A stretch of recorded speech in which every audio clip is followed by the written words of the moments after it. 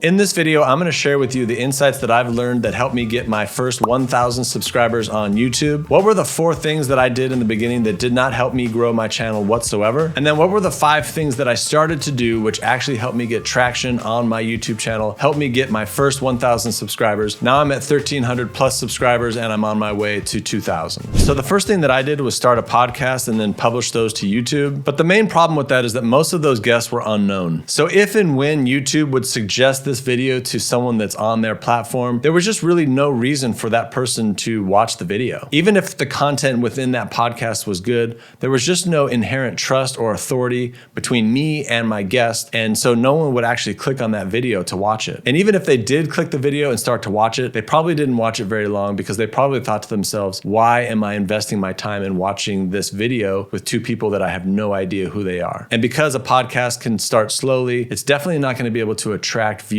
and watch time to your channel. And really, what does YouTube want? They want watch time. They want people watching your video. And so if people are watching your videos and they're just not going through it, then it's definitely not going to suggest that video to more people. Now, this is going to seem pretty obvious, but posting random videos without a clear message is also not going to help you grow your channel. At this point, YouTube is a very mature platform, so they want people to stay on the platform. And if you have a video that doesn't have a clear message, if it doesn't clearly state right in the beginning what someone is going to learn in that video, and then as you start to deliver that information keeps their interest, YouTube is not going to suggest this video to other people, because if they do, there's a chance that someone's going to leave the YouTube platform. So they're going to serve up videos that are actually compelling videos that are holding someone's interest. Now, I would like to say, it doesn't mean that you shouldn't post your podcast videos or the videos that you're creating on your YouTube channel. You do need to get practice. You do need to figure these things out. You might want to host these videos on a platform like YouTube and embed them in other places like your website. But just understand that if you do these things,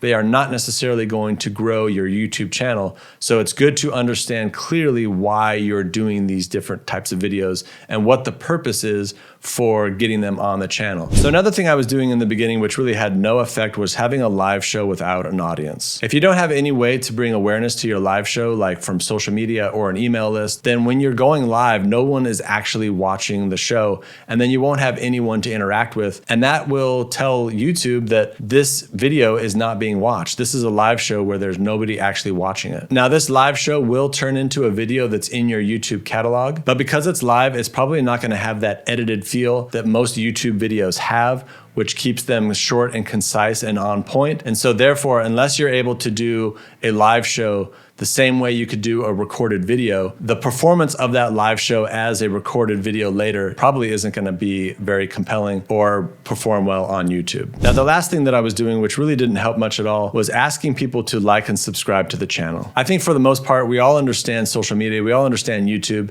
If we like something, if we want to subscribe to something, we will. Asking somebody to do it in this day and age is really more annoying than it is anything else. So focus on creating high value content that's going to make somebody want to like and subscribe to your channel. So now let's talk about the 5 actions that did help a lot. First and foremost, the more niche my video was, the more specific the information, the better it worked. You want to have a specific topic. You want to have a good hook at the beginning of the video. You want to clearly articulate when you start that video what the value of this video is going to be. Remember, at the beginning of this video, I clearly said, these are the insights that I've learned along the way to help me get 1,000 subscribers. So if you're trying to get to that same goal, then you understand that this video is going to have value to you. And then I got really good at delivering the content in a clear, concise way. This is going to take some practice, but delivering the information in a very succinct point-by-point method is going to be critical to the success of the video. If you have a good hook, but the video content is a little bit boring or slow or meanders all over the place, then it's not going to hold the attention of the viewer, and then YouTube is going to see that there's not enough watch time, and then it's not going to suggest that video to more people. And then I started to develop a clear call to action at the end of the video. I used to ask people to like and subscribe to the channel, and then I learned that that probably wasn't the best practice. So then I started to use a different type of call to action at the end of the videos, which I'll share in a future bullet point below. The next thing that I did that really helped me was using social media to drive traffic to the channel. So I started to build up a pretty big following on TikTok.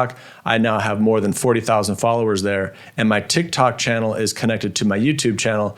So it's very easy for me to direct traffic from TikTok to YouTube to get people to watch my longer form videos. All they have to do is they go to my profile and they're gonna see a little video link there. And when they click on that, then they can go to my YouTube channel. When I connected those things and when I really started to grow my social media following, it was able to help propel my YouTube channel in a very nice way. Then the next thing I really started to do was to develop strong titles and thumbnails for each video. On YouTube's homepage, they're gonna display different videos, and it's your thumbnails, it's your titles that are really going to allow people to see what your video is all about and click through. They call that the click-through rate. You really want your click-through rate to be as high as possible, and it's those thumbnails that are very clear, they have a good expression on your face, or you're using somebody famous on those thumbnails, and you have a clear title that really helps someone connect to the video and say, you know what, I'm gonna go click on this video and watch it. There's a popular YouTuber, Mr. Beast. They say he spends almost $100,000 on a single thumbnail. That tells you how serious that you should take these titles and thumbnails for your channel. This might seem a little obvious as well, but I started looking at the videos with the most views and I started to go deeper on those topics. So what I started to notice is when I created videos around automation and content automation and workflows and building out a scalable content marketing plan, those videos always got more views.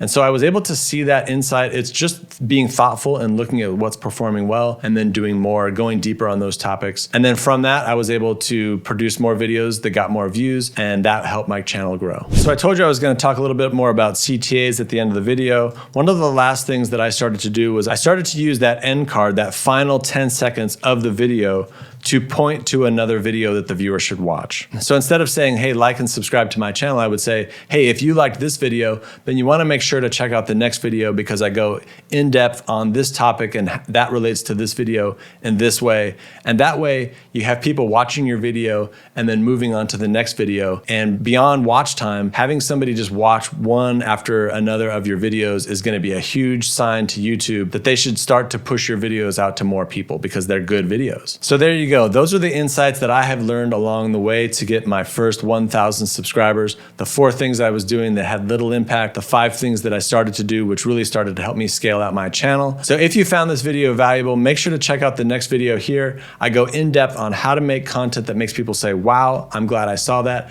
which is one of the key points in growing your YouTube channel. Check out this next video. It's going to help you make great content. I will see you there.